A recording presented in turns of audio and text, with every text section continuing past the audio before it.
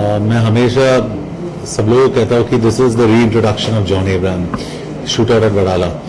इस फिल्म के साथ लोग मुझे एक बहुत ही अलग पर्सपेक्टिव से देखेंगे and I always maintain that कि ये मेरे लिए बहुत ही स्पेशल फिल्म है और मेरे लाइफ में ये एक वास्तव है। जब ये फिल्म मुझे मैंने डिसाइड किया कि मैं फिल्म कर रहा हूँ, उस वक्त पे आई वाज इन श्योर, मुझे भी डर लग रहा था कि क्या जॉन अब्राहम का जो इमेज है एक दोस्ताना का, देसी बॉयज, धूम, urban cool, that's a big change, but I think it's a change for the positive. और एक एक्टर के लाइफ स्पैन में भी एक प्रोग्रेशन हो चुका है इस रोल के साथ।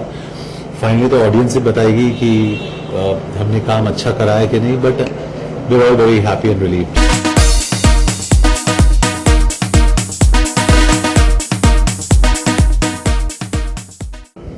मानिया सुरवे के बारे में इनफैक्ट हमारे सेट पे हुसैन जैदी थे जिन्होंने डोंगरी तो दुबई लिखी थी and he guided us a lot. मानिया सुरवे के दो ही फाइल फोटोग्राफ्स हैं, एक पासपोर्ट साइज फोटोग्राफ और एक एनकाउंटर के बाद जो इनके बॉडी में 9 बुलेट्स थे वो एक फोटोग्राफ। लेकिन जो हम सीख सके उस फोटोग्राफ से हमने देख लिया इन टर्म्स ऑफ लुक्स एक्सेट्रा। हमारी बातचीत इसाक दुआन से हुई जो अनिल कपूर निभा रहे वो कैरेक्टर, और उन्होंने मानिया सुरवे के बारे में बहुत कुछ बताया। हमने बहुत रिसर्च करा इस पे और मानिया सुरवे वो एक मुंबई श्री था फॉर एग्जांपल, वो एक बॉडी बिल्डर था। He was a very very tough guy, बहुत ही रूथलेस था। उनके कॉलेज स्टूडेंट्स, उनके क्लासमेट से हम लोग मिले और सब लोग ने कहा कि उस वक्त पे जब ये 1979 to 1982 when he ruled Bombay, उस वक्त बॉम्बे था, he did not even spare his classmates.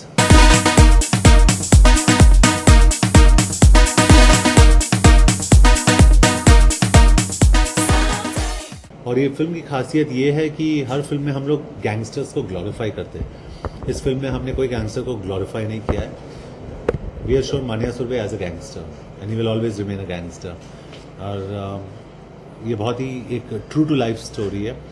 और इंग्लिश में कहावत है कि fact is always stranger then fiction, and I think the same holds for मानिया सुरवे। क्योंकि मैं अपने आप को मानिया सुरवे के रोल में मतलब बहुत मुश्किल से विजुलाइज कर रहा था, लेकिन जब ही संजय गुप्ता ने ये बात करा था अनिल कपूर के साथ, I think Anil Kapoor was completely convinced, क्योंकि उन्हें लगा कि फिजिकली मानिया सुरवे और जॉन अब्राहम बहुत ही सिमिलर थे, क्योंकि वो भी एक मुंबई श्री था, बिल्डर था, टफ था, and I think that's come across in the look of the film. I think the raw real action has only been perform by मानिया सुरवे इन दिस फिल्म, क्योंकि ज्यादातर जो एक्शन हम लोग देखते हैं वो kung fu type, monkey type action होते हैं, लोग घूमते हवा में, गिरते। This film has got real raw action and that's what makes मानिया सुरवे अ रियल मैन। हर दूसरे सीन में मैं चिल्लाता उस फिल्म के अंदर, एंड आई थिंक वो जो वॉइस के जो ग्रेन्स है दे कम्प्लीटली चेंज। लेकिन I think it's one of my best dubbings, best voices, and शायद इसके बाद I think it's gonna be a future for me in a different voice.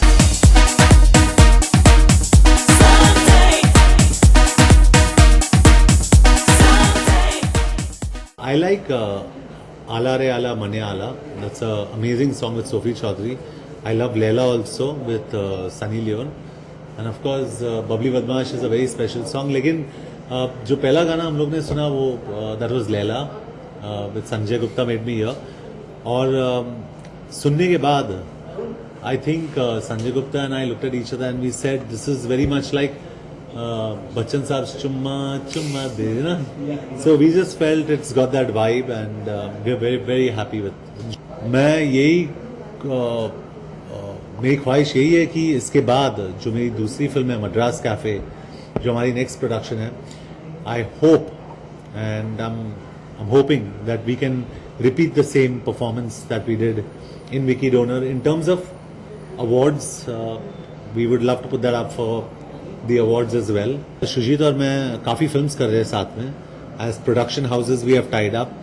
मेरे हिसाब से एटलीस्ट 8 फिल्म्स कर रहे हैं हम लोग साथ में। So we are doing a lot of films together, क्योंकि शुजीत और मेरे बीच में एक ब्लाइंड अंडरस्टैंडिंग है, there is a lot of faith and he's a lovely human being.